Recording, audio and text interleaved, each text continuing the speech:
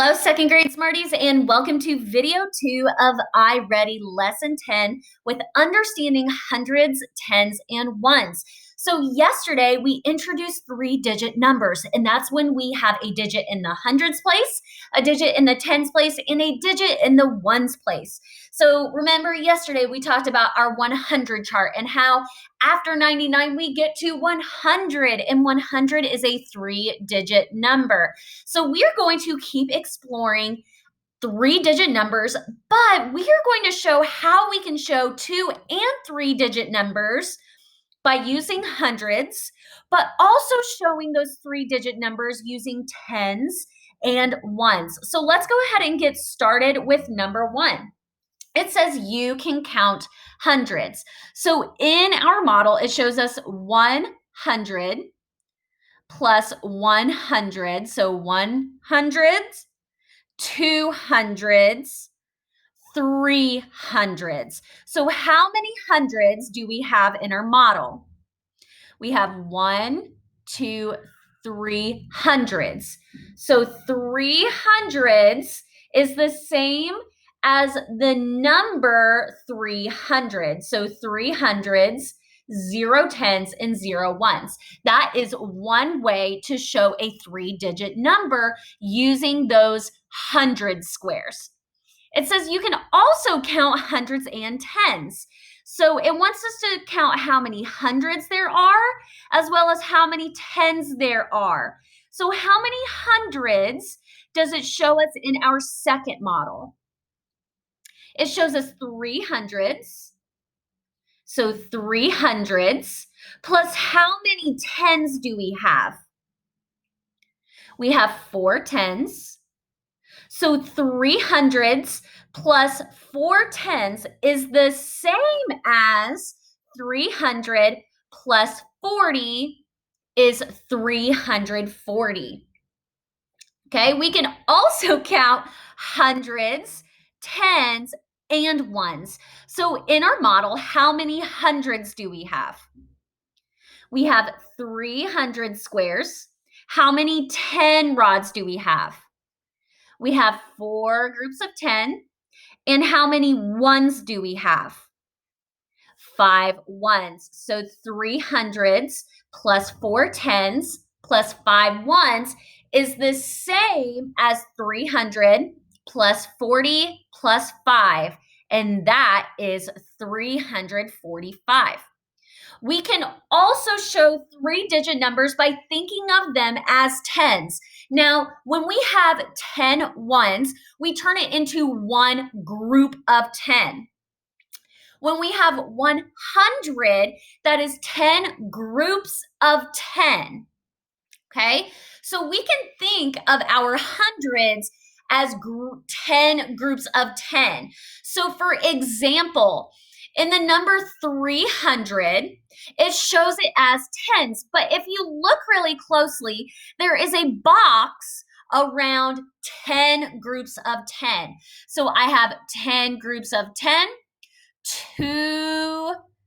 so 10 groups of 10, 10 more groups of 10, and another 10 groups of 10. So we had 10 groups of 10 plus 10 groups of 10 plus another 10 groups of 10. What would 10 plus 10 plus 10 make? 10, 20, 30. So 300 is the same as 300s or 30 tens. And we could even count how many tens are shown in 300. But if we know that 100 is 10 tens, we can count those tens. All right, let's look at number 7. It says this model shows 340 in tens. 340 is the same as blank tens.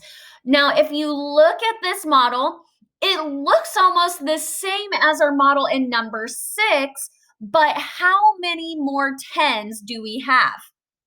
So we had 10 tens plus 10 tens plus 10 tens plus how many more?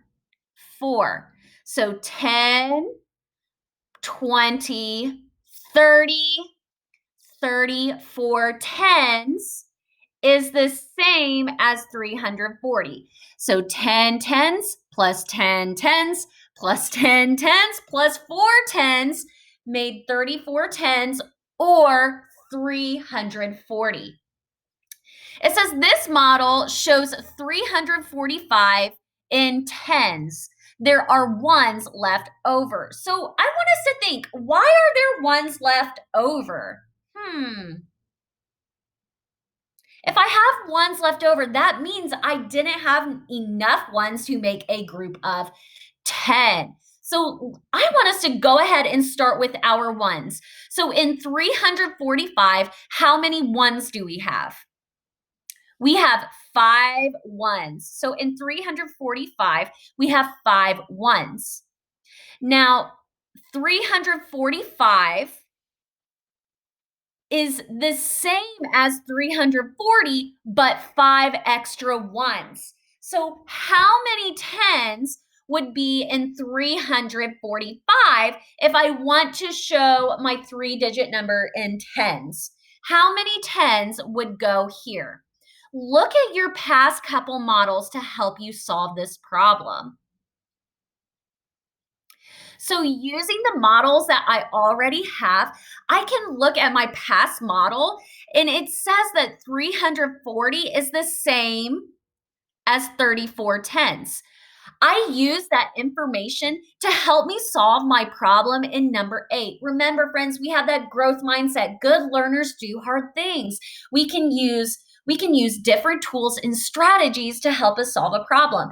But don't forget to use what you already have in front of you to help you solve other problems. So 345, we had 34 tens and 5 ones. If I wanted to show 345 in as hundreds, tens, and ones, I would have 3 hundreds, 4 tens, and 5 ones. But this lesson is wanting us to see how we can show those 3-digit numbers in different ways. We can show them using hundreds. We can show using just tens and ones. It's all about thinking about what our numbers are made of. That is why place value is so important, my smarties, is that we can break those numbers into parts based on their hundreds, tens, and ones. All right, and we are wrapping up. It says try it another way. Write hundreds, tens, and ones in a chart. So the example they give us is 3 hundreds plus 5 tens and 8 ones.